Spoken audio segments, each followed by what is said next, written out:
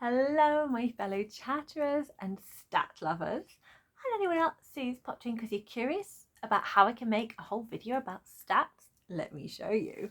Or you've got a bit lost and you're actually looking for cute furry animals or fashion tips, or you want to know how to unblock a drain.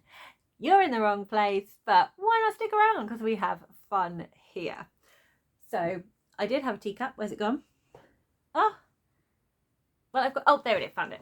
Okay. Going well so far. I do one shot, I don't do editing. It's all crazy chaos. We just roll with it. So cheers everyone. So I am Chatty and I'll be chatting away madly about stats with you today. All of my October stats because it's stat time again. I will be here with the bad jokes all week. So let's start off with, did I or did I not complete my October TBR? So these are the 6 books I needed to read. Belladonna by Adeline Grace, which is a YA fantasy. The Dancing Face by Mike Phillips, which is a adult thriller. The 7 Ways We Lie, books downstairs hidden at the back of a shelf. I'm trying to film while I can, so we have a placeholder. And I can't remember who it's by, but if you're that curious, go and have a look at my October TBR video and you can see what it was. It's a YA contemporary though. There we go. It's a YA contemporary. The Bands of Mourning by Brandon Sanderson, which is an adult fantasy. Fool's Errand by Robin Hobb, another adult fantasy. And The Library of the Dead by T.L. Hoochoo, which is a YA fantasy. So I did read Belladonna. Yay! I did read The Dancing Face. Yay! Going well. I did not read The 7 Ways We Lie. But I had a reward, which was I can swap out one of my books for a mood read. So let's get rid of this one because I was not in the mood for a YA contemporary. I was in the mood for a middle grade mystery. And I was so in the mood for this book. This came from a library, wasn't expecting to read it, but just really wanted to. And that is The Lizzie and Belle Mysteries, Drama and Danger by J.T. Williams. Let's put that in there. And yes, I read that one. The Bands of Mourning. Started it. I read about half. I should easily have finished it. There was not a lot left. I was like, we can do this. I even had a crazy week. Going to Lincoln with my children, managed to read a bit on the train, spent most of my time there making videos with my mum. So I thought to myself, if I wasn't making videos, I would definitely finish this book. So I'll give myself a couple of days grace and I will still count it if I finish it on the November the 2nd. Took me well into another week before I actually finished it. So we really can't count this. I did not. So there we go. Failed October. Yay! But it's fine. I read Fool's Errand and I read The Library of the Dead and I enjoyed all these books. So it was a great reading month. I just let myself down by this because I threw in these 5 books. So because I'm trying to be, what's the word? Proactive? I don't know. Organised. Trying to be organised. I have sort of limited filming ability to do my TBR game. It like takes me a while and I have like a lot of setup to do, so I like to do it out when my family's out the house. And so for example, I knew I was October half term, I wasn't going to be able to do my November TBR, things like that. So I like sometimes I'll film them early so they're ready to go out at the right time. So when I did it, I didn't realise that I wouldn't have fitted in these September books, so I added these September books to October, got overexcited. This is a buddy read, so there were other books that kind of got in the way, but it's fine. It's fine. We will work with it. So let's whack all of these on the shelf. So these are 2 leftover September books I still really wanted to read. So I read them before I started my October TBR, so I was a little bit behind schedule.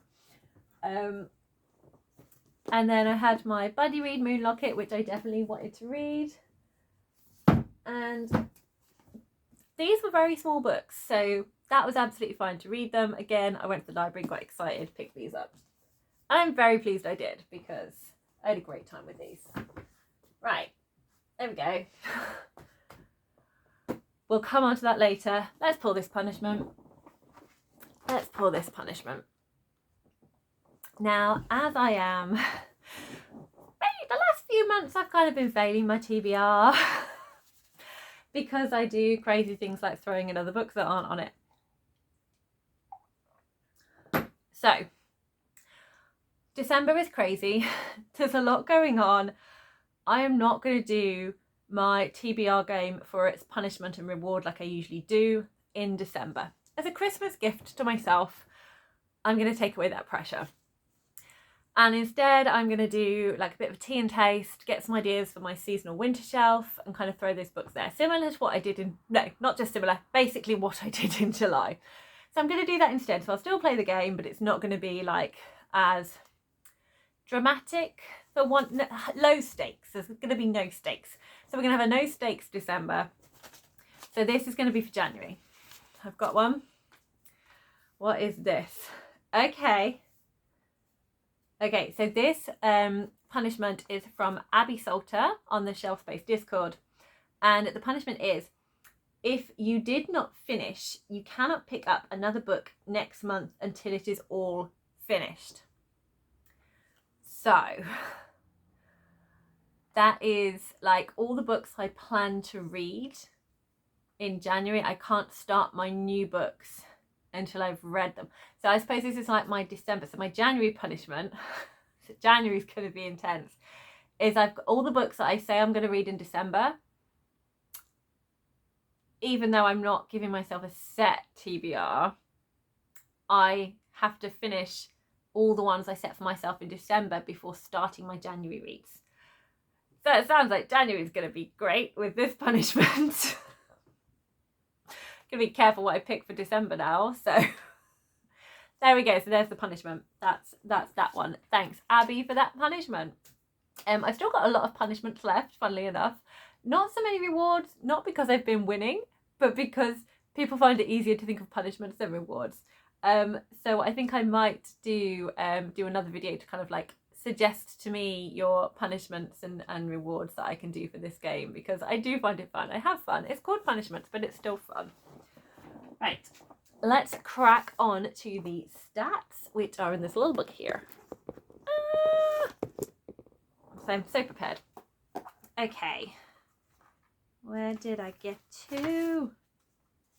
So I've added an extra category this month just so I can I've added series in just so I can keep track of my series as well.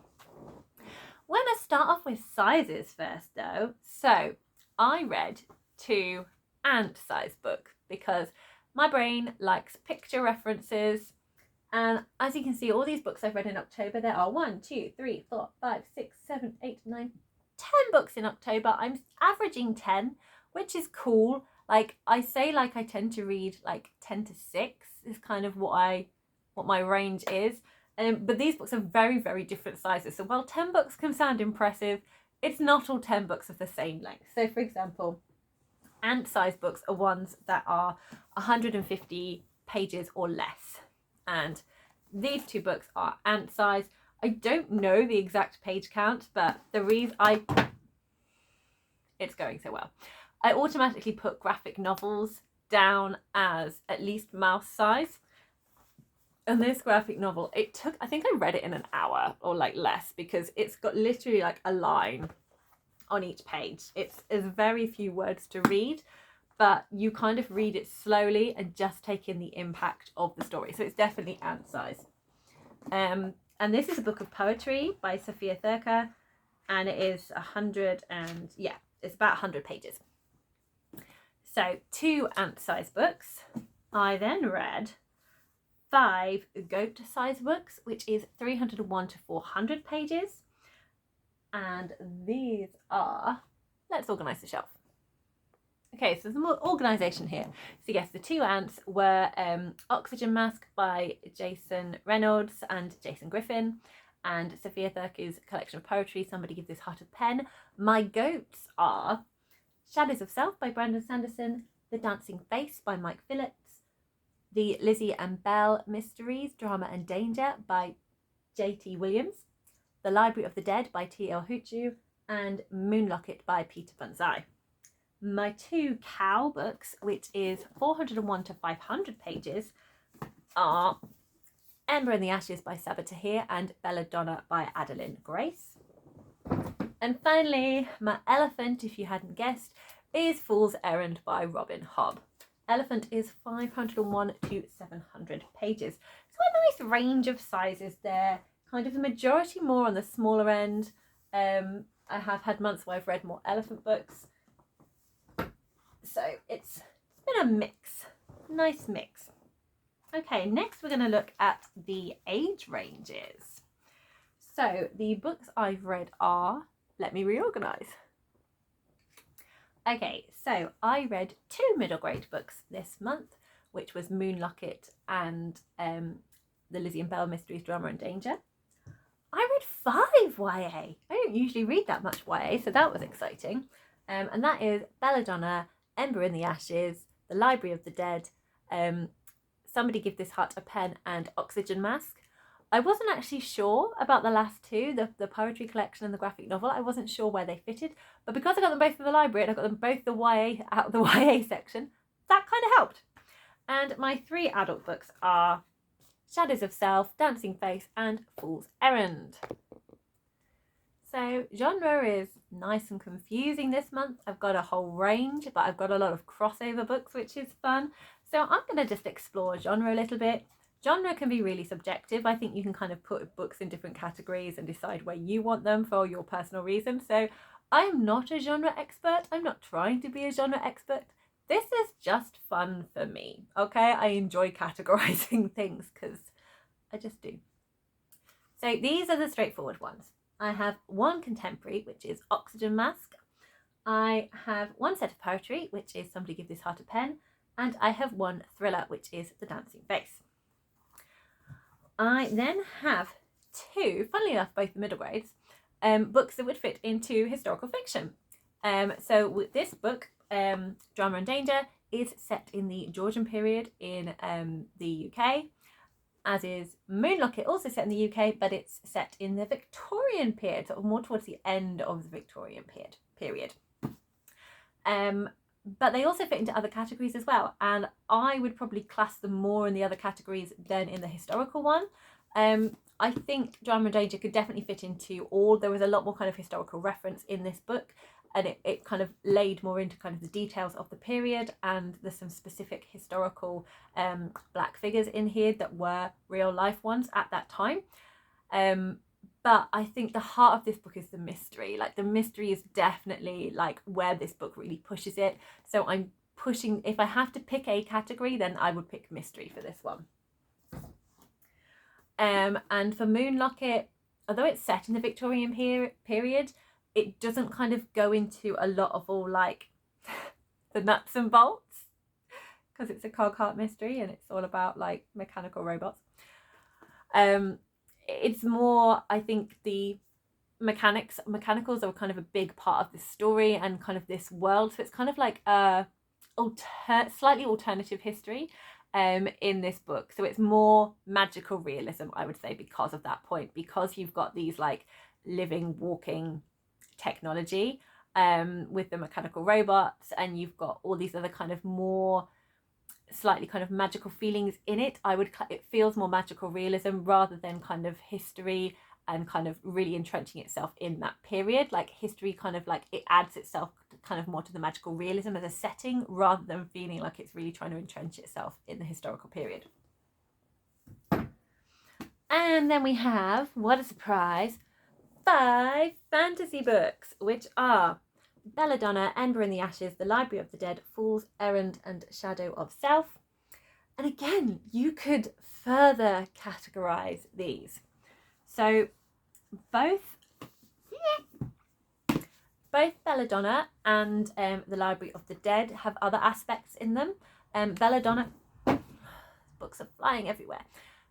Belladonna has a romance element to it, and The Library of the Dead has sort of like a bit of a horror element to it. But I'd say they are mostly fantasy. but I'd say they are paranormal fantasy. So within the fantasy category in this subgenre, they are, I would put them as paranormal fantasy because I don't read a lot of that, but that's kind of the vibe I was getting more from these books.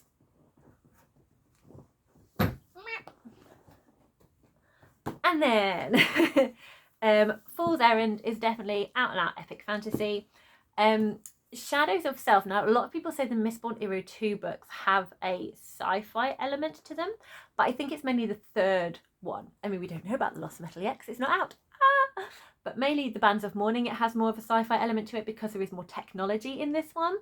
In the Shadows of Self, it's more kind of like part of the world that is technology if you compare it to Mistborn Era 2, but it's like technology that we have within our history. So it's that kind of Western, like 1800s with like the Industrial Revolution and kind of like railways and those kind of things in it. Whereas the third book kind of takes it up another level and it's more like magical technology. So I'd say that's where the sci-fi element comes in. I'd say this is urban fantasy. And it does kind of have a crime element in it as well. But I'd say just at the heart of it, it is fantasy is kind of where it's happy to be.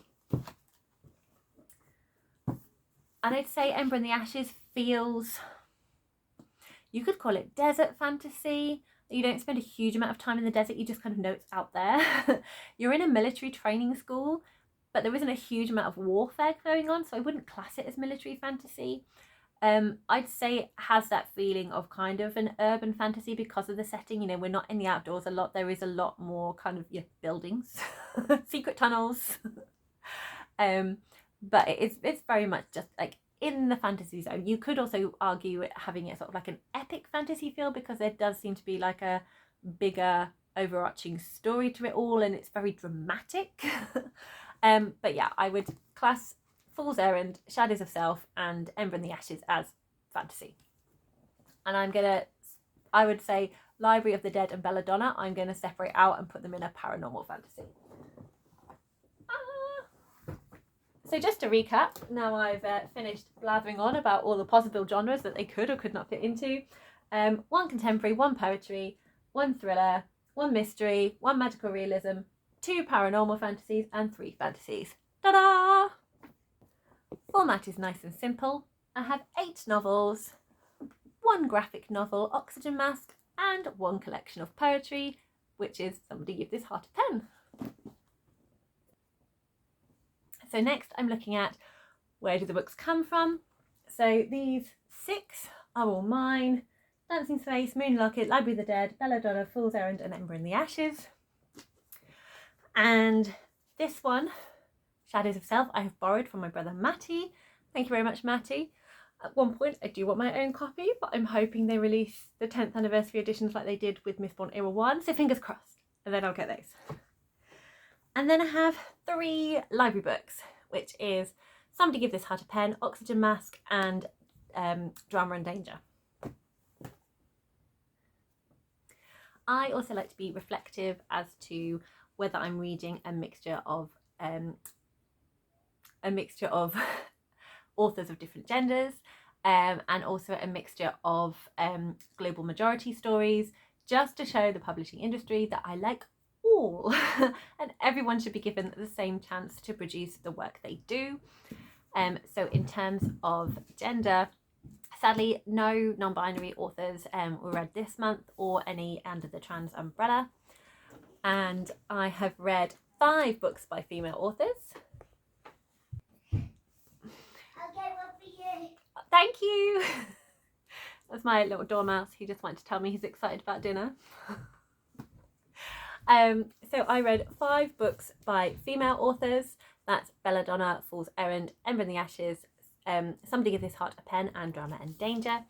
And 5 books by male authors, which is The Dancing Face, Moonlocket, The Library of the Dead, Oxygen Mask, and Shadows of Self. So a nice range of genres between the two of the 3 genders.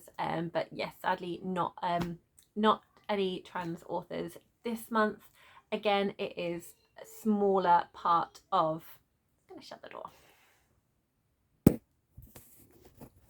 Oh, sorry, camera's falling down. Stay. Wonderful. Yes, so it's much harder for people who are trans to get their foot in the door of things. There is still a lot of prejudice around trans people, so I like to kind of highlight genders I'm reading to make sure that I'm being reflective.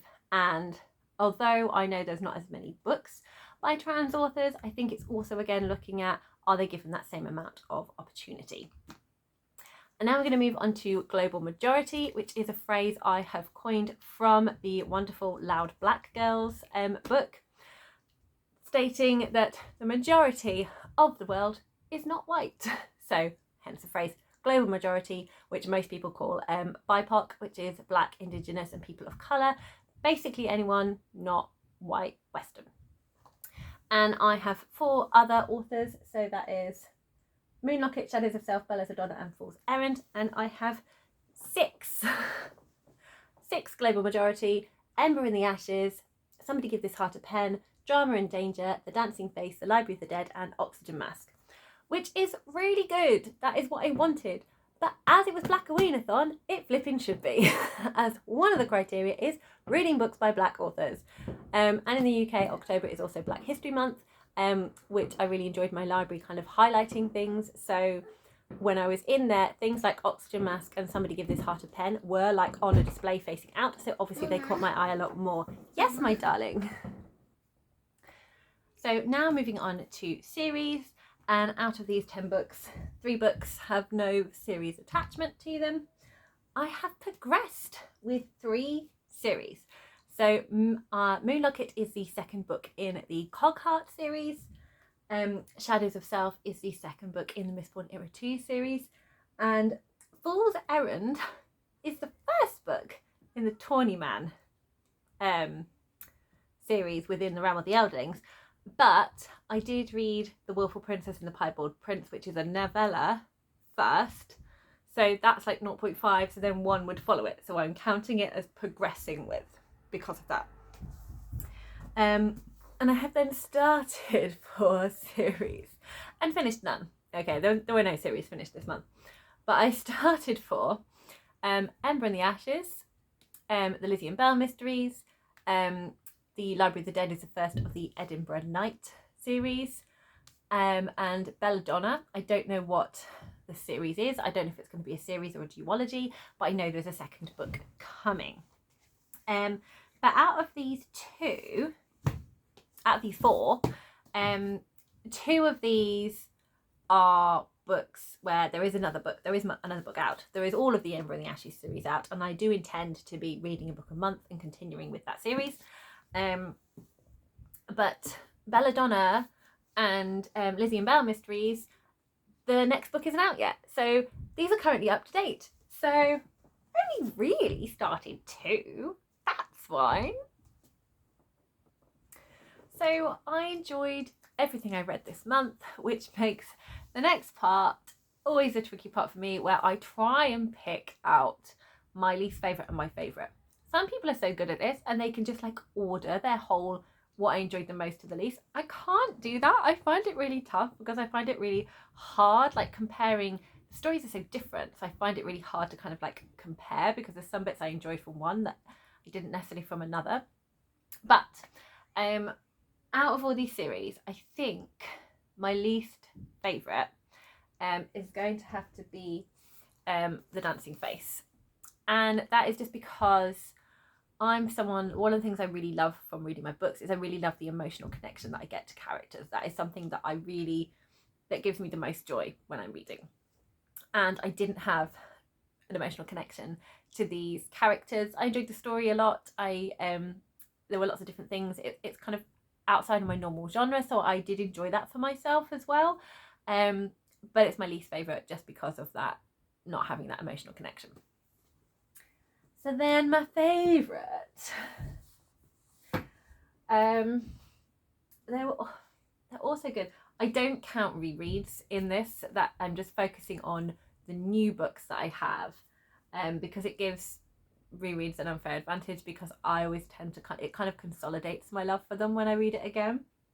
There's definitely a lot of these that Some of them I don't know what I was expecting when I read them, but I definitely feel like quite a lot of these I enjoyed more than I thought I was going to, which is brilliant.